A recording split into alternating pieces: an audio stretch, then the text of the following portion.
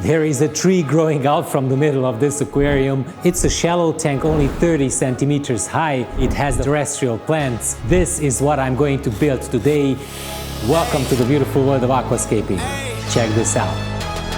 I gotta cut to the chase. Everyone give me some space. Don't fall out, we fall into place. I'm trying to build something special here again after the 650 and 450 aquariums that I did in the last weeks. I have inspiration. Let's do something else. I want to do a tree. Something else. How many trees did I do before? Anyway, there's going to be one tree in the middle, and it's going to be made of these branches. These are 3 branches which are not fastened together yet. The tree is going to be built with terrestrial plants, and I'm thinking of 2 things. One thing is Ficus pumila, which we already used in a couple of aquariums. Actually, you see it on the 450 aquarium. It grows above the water. And the other thing is that I don't know the English name. It's called plechka, which is gossip. But I'm sure the name is not gossip when you call it. We're gonna find the Latin name and you're gonna see it on the screen anyway. So that's the main idea. And for the bottom, I'm going to put some soil. I'm not going to use sand because there's sand almost in all aquariums around. This is a Japanese pool saw, and I'm going to use this to kind of trim the bottom of this one. Perfect. This tool is great. And let's put it in to see the height. It's great. I've got to actually screw these together. I've got some stainless steel screws here, and they can be used under the water as well. Oh, come on. The battery is kind of dead. Why do they give me dead batteries? Come on, you guys. They leave it and the battery is dead. I can't work with amateurs. In the meantime, I'm using the ADA Power Sand Advanced M in this aquarium, and this is a bag of 6 liters, which is perfectly enough for this 240 liter aquarium. And this will help you with the filtration. And it has some pumice stones in it. These white things are the pumice stones. And actually, you have a lot of nutrients in this. So this is a very nutrient-rich soil. So what I'm doing right now is I'm spreading it evenly, making sure that it doesn't reach the side of the aquarium. And the next step is the ADA Aquasoil Amazonia version 2. And this is a clay-based soil. So this goes on top of the base layer fertilizing substrate, and you need to cover it with at least 4 centimeters of soil so that the nutrients are not released quickly into the water column so you don't get algae. When you start to pour in the Amazonia, make sure that you pour in from the sides. And then you can start pouring it onto the base layer fertilizing substrate as well. You've got the soil supplements in it, adding a little bit more nutrients to the plants. Then I'm using my ruler to flatten the soil. I'm checking that it's uniform everywhere. And then you take some tweezers, and what you see, these guys, you just push them in one by one so they're not visible. And they're gonna come out as I arrange the hardscape, and I'm gonna push them down anyway, so don't worry about that. The moment of truth. Oh, now we're talking. Perfect. Oh, now it holds. I can feel it. I can see the end of the screw at the bottom, but I don't care because this is gonna be covered with plants and everything. This is the coral sinker wood, which will actually leach a little bit of tannins into the water, and it will actually make the water brownish, and we are using the Seachem Purigen in the filter to get it out of the water. I think this is done. Okay, so now we are ready with one, and we have a couple of more branches to put on. It could work like this too, or it could work like this. No, I think like this. We're making fire today. Luckily we have enough water, right?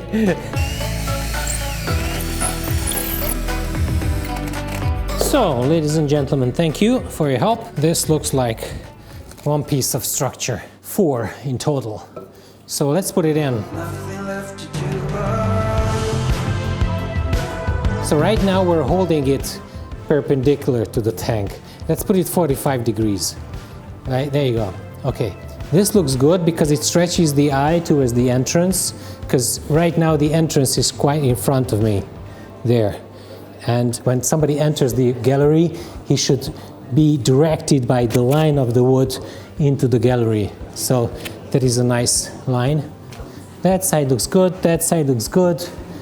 Every side looks good. I'm going to take this Frodo stone and put it underneath. Can you tilt it a little bit more? Put it down.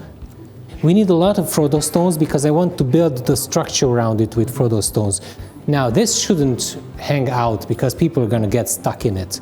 So we need to move the whole thing towards there. It's still hanging out a little bit, and it's also hanging out there a little bit. What we could do is we could ply down the ends with my bonsai tool.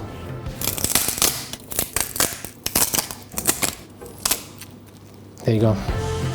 What I need to do, can you get me please another rock that would support it like that?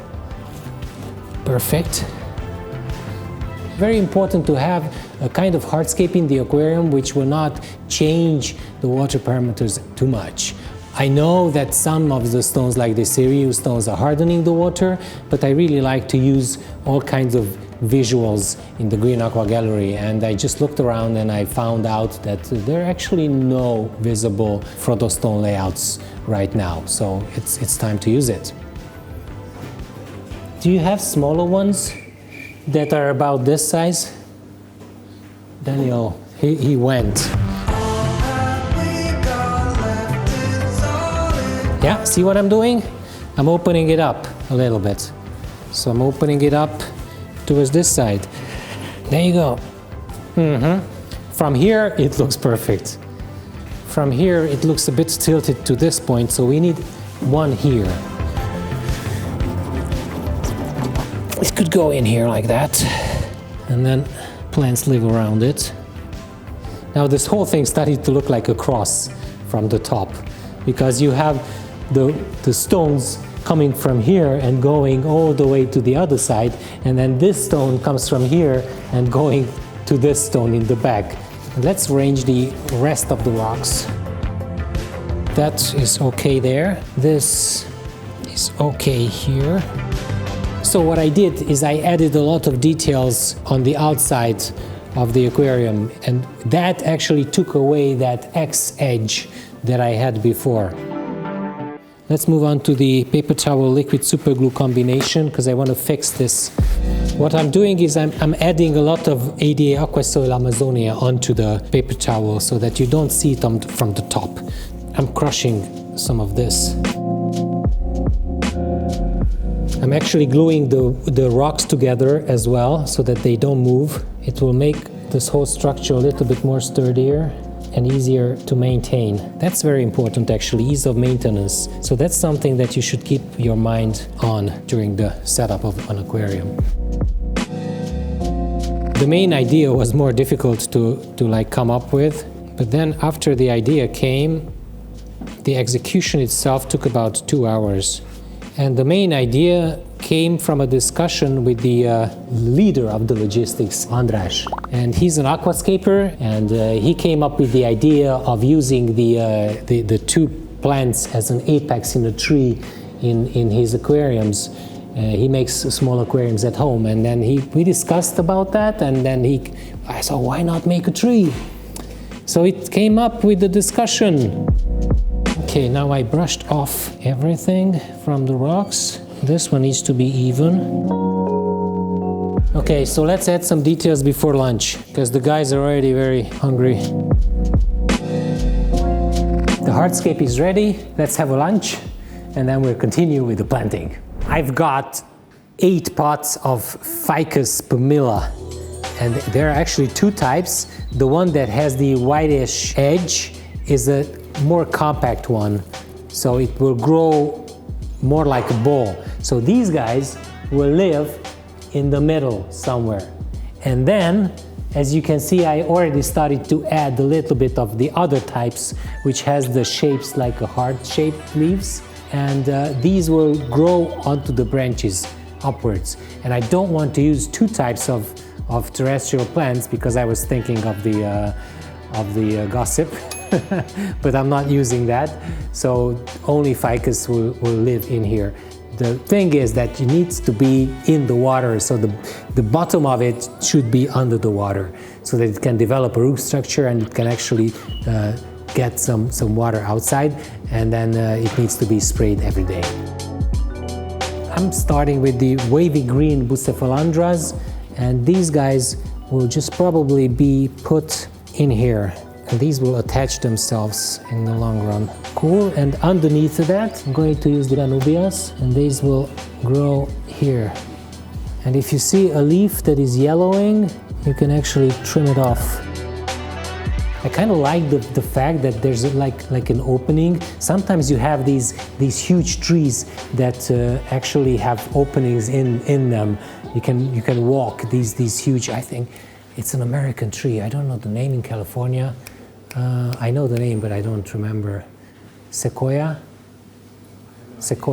probably. And you can walk underneath. So these looks like the sequoia trees from the national parks of California, right? I love this. Put some plants in the middle of the tree because these will grow in the shade nicely.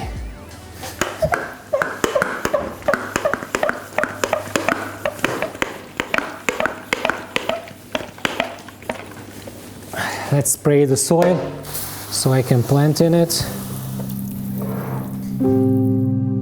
We started planting the Monte Carlo. It's going to fill up the whole aquarium, and we want to have a carpet of it. This was saved from another aquarium that we dismantled, and this was a submerged plant. It will hopefully adapt to the conditions quite well, and I'm planting it as densely as possible. This will develop runners, and it will cover the whole foreground, and it's going to produce a nice lush carpet later on. So I'm quite happy using this plant. When you're talking about plants and bacteria, plants do have some bacteria on them because like they're surfaces, but it's not the same like bacteria in soil or bacteria in the filter media.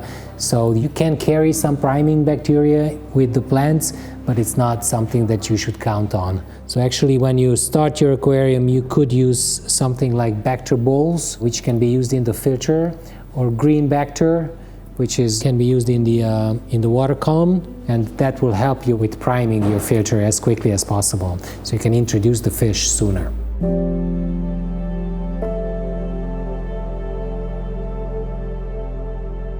We ran out of the old Monte Carlo that we reused from another layout, and I have to open a Tropica Micranthemum Monte Carlo right now. Next step, Cryptocoryne parva. This is the smallest crypt, and I love it because it will add a little bit of detail, and I will just use it in front of the rocks, and it's gonna look great. This is the Ricardia moss. I'm going to glue this onto the rocks. Okay, so first I'm applying the super glue onto the rock, like that. And then I'm finding the right amount of Ricardia, and I'm just, putting it on. So what I'm doing is that these Ficus pumila plants need to have the roots under the water. So what I did is I checked the water level, and I made sure that all these roots are below the water. So this is the Terra line, and I'm using it to tie the Ficus pumila roots on the coral sinkerwood. And the Physidens will cover the Terra line, and you will not see any roots. I have 3 pots of Bucephalandra Kedagang. It will add a little bit of reddish tint to the aquarium. This one is the Bucephalandra Mini Red, so it's not Kedagang. It looks a little bit, you know, similar to it, but it has a different leaf structure.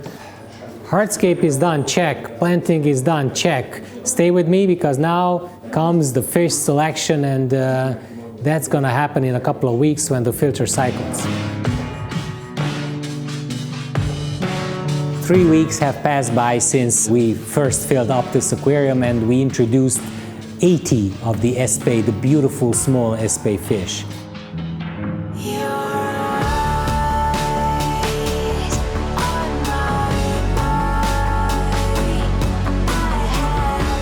We have also introduced some Clayton snails in this aquarium to eat the algae, and they look great on the ground. The Monte Carlo is not looking so great, not because it's not healthy, but because it didn't fill.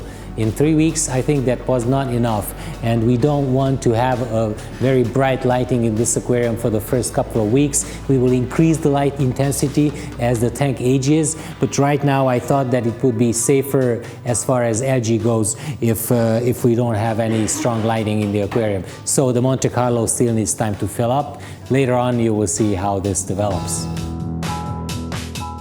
I think that both the Ricardia and the Bucephalandras are doing great. Ficus pumila species that we have 2 species introduced in this aquarium are doing great. So I don't think that this tank has any serious issues.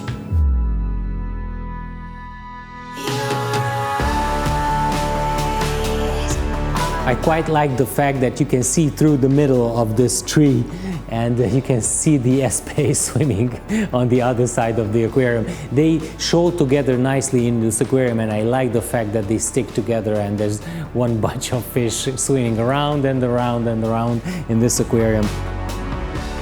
Check out the playlist of the 90 centimeter cube aquarium builds that we have here. There are quite a few nice videos in that, and you will find the link there. We'll see you next time. Bye-bye.